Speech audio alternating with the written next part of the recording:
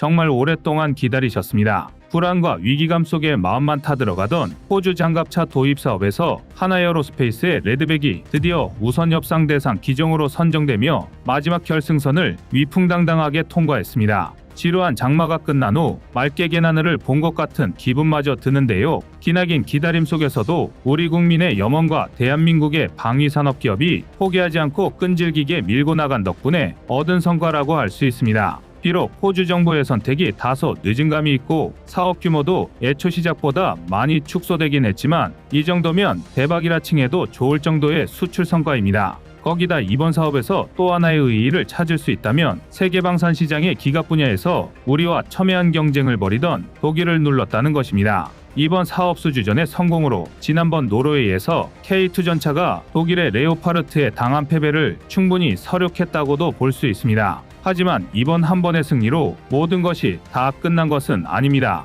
앞으로도 레드백은 독일 라인메탈의 링스와 또 다른 사업 수주전에서 맞붙을 가능성이 있는데요. 성능 그 자체로만 놓고 말하자면 링스는 물론 다른 어떤 장갑차와 붙어도 자신있게 경쟁할 수 있을 것 같습니다. 7월 27일 하나에어로스페이스는 호주군의 현대화 사업인 랜드 400 3단계 사업에서 레드백이 우선 협상 대상 기종에 선정됐다고 밝혔습니다. 호주가 무려 1960년대에 도입한 미국의 M113 장갑차를 교체하기 위한 사업이었는데요. 하나에어로스페이스의 레드백은 독일 라인메탈사의 링스와 미국 제너럴 다이내믹스의 에이젝스, 영국 BAE 시스템즈의 CV290 등과 경쟁했고 링스와 함께 최종 후보로 올랐다가 드디어 천금 같은 결승골을 터뜨리며 사업 수주에 성공한 것입니다. 이로써 전차와 장갑차 등의 부분에서 독일과 치열한 경쟁을 벌이던 대한민국 방산의 위상이 한층 더 높아지는 것은 물론이고 이참에 방산 시장에서 독일에게 더욱 큰 자신감을 가질 수 있게 됐습니다.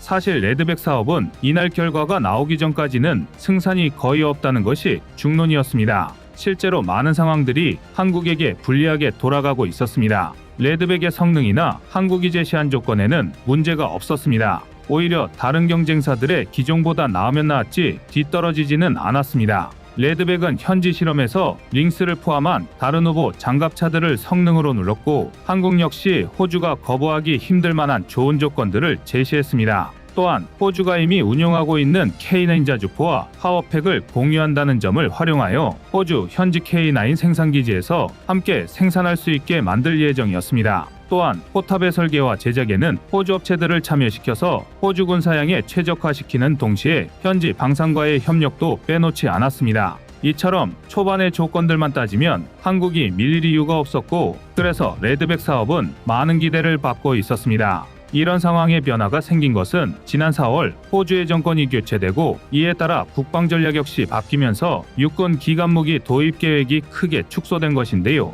호주의 새 정부가 기갑 전력보다는 미사일과 같은 장거리 자산을 더 선호하는 성향이었기에 어쩔 수 없이 예산은 삭감되고 사업 규모도 축소됐습니다. 여기다 한술 더 떠서 호주는 본래 한국과 진행 중이던 조달 계획 역시 수정했습니다. 한국으로부터 도입하는 K9 2차 구매 사업을 통째로 취소시켜버린 것입니다. 거기다 여러 다양한 이유로 걸핏하면 랜드 400 사업 취소설에 휘말렸고 종국에는 450대 23조 원이 넘었던 도입 규모가 130대 7조 8천억 원으로 대폭 축소되기까지 했습니다. 그 사이 대한민국 레드백은 브래들리 전투 장갑차를 대체하기 위해 진행된 미국의 OMFV 사업에 참여했지만 올해 6월 미국 제너럴 다이내믹스의 그리핀2, 독일 라인메탈의 링스에 밀려 결국 최종 탈락이라는 고배를 마셔야 했습니다. 호주 사업의 결과가 오리무중이던 상태에서 하나는 미국의 차세대 유무인 보병전투차 사업 OMFV에 레드백으로 과감히 도전한 것인데요.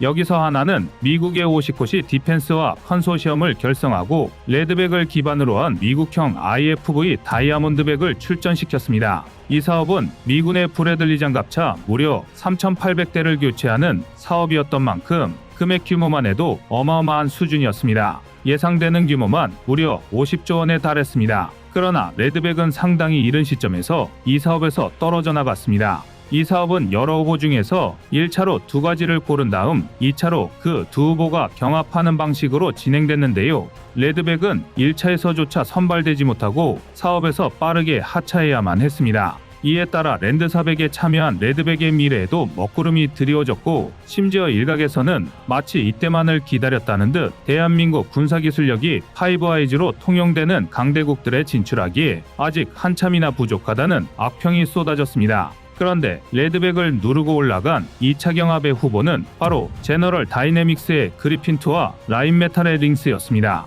그리핀2야 미국이 자국 방산을 밀어주려는 의도로 뽑을 수 있었겠지만, 호주 현지 테스트에서 한 번도 레드백을 이긴 적이 없던 링스가 올라갔다는 점은 이해하기 어려운 일이었습니다. 이 점에서 레드백 수주를 기대하던 많은 분들이 지쳐가기 시작했습니다. 심지어 이런 분위기는 한국 내에도 있었습니다. 바로 얼마 전인 7월 24일 국내의 한 언론은 하나가 만약 호주 수주전에서 패배하더라도 군 당국이 호주 현지에서 생산하는 레드백을 역수입해 운용할 생각을 하고 있다고 전했습니다. 한국 역시 조만간에 차세대 IFV를 조달할 예정인데, 레드백이 호주 사업에서 떨어지면 이걸 갖고 와서 일부 수량을 채우고 추후 신형 개발 시에도 기술 기반 데이터로 삼겠다는 것이었습니다. 하나가 이미 호주에 쓴 설비 투자 금액이 있으니 이런 방식으로라도 사업 실패의 후폭풍을 줄여보겠다는 뜻으로 해석됐습니다. 그러니까 이는 군 내부에서도 레드백 사업에 큰 가망이 없는 것으로 여기고 있었다는 방증입니다. 그러나 이는 대반전을 위한 서막에 불과했습니다. 대한민국과 레드백은 결코 포기하지 않았습니다. 폴란드와는 기술 수출을 추진하며 레드백과 보로숙 장갑차의 융합 가능성을 시험 중이고, 또 도입 규모만 300여 대에 육박하는 루마니아의 초대규모 신형 장갑차 사업, 인도의 FICV 등에 참여하며 전 세계를 무대로 압도적인 성능을 증명하고 있는데요. 그리고 이런 끊임없는 도전으로 결국 레드백이 랜드 400 페이즈 3의 승리를 거머쥐었습니다.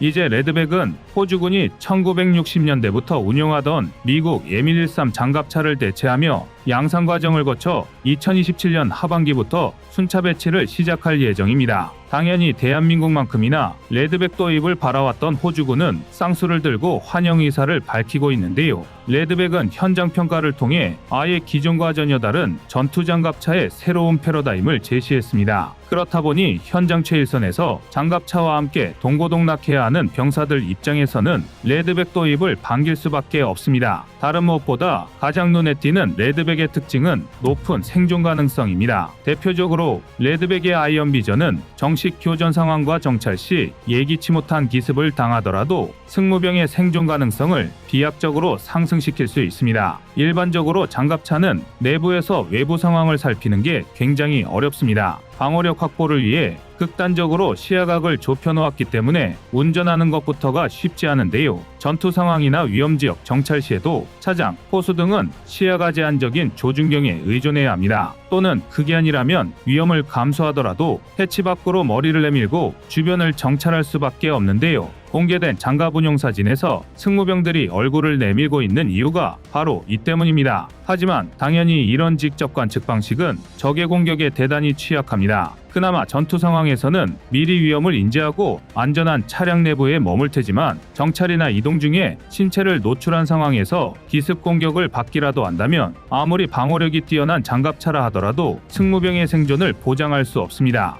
레드백은 이 치명적인 문제를 해결하기 위해 아이언 비전을 도입했습니다. 쉽게 말해 360도 전방향을 관측할 수 있는 카메라를 레드백 차체 외부에 부착해 외부 상황을 촬영하고 그걸 헬멧 장착형 디스플레이에 투영하는 첨단 시스템입니다. 아이언 비전용 특수 헬멧을 쓴 탑승자는 마치 투명한 장갑차에 타고 있는 것처럼 그저 고개를 돌리는 것만으로도 외부 상황을 손쉽게 확인할 수 있는데요. 당연히 외부 관측을 위해 신체를 바깥에 노출할 필요도 없습니다. 게다가 적보다 넓은 시야각을 이용해 무장을 정밀 조종할 수도 있으니 사격 명중률도 기하급수적으로 높일 수 있습니다. 그런데 심지어 레드백은 화력까지 뛰어납니다. 레드백의 전투 중량은 약 42톤에 전장 7.7m, 전폭 3.6m, 전고 3.7m의 차체에 MK44S 부시마스터2 30mm 기관포를 주무장으로 탑재하고 있습니다. 우리 군에서 운용 중인 K-21 보병 전투 차량이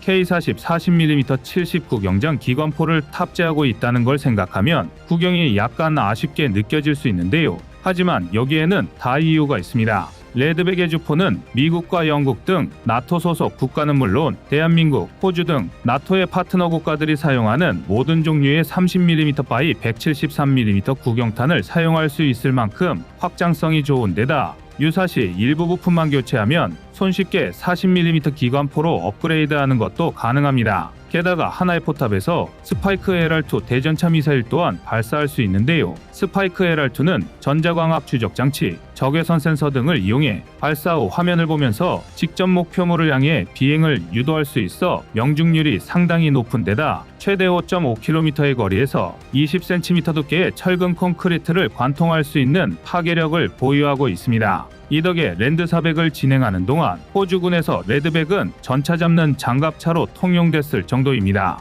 이 정도의 성능과 화력을 갖춘 레드백이라면 추후 다른 장갑차 도입 사업에서도 링스를 겁낼 필요가 없습니다.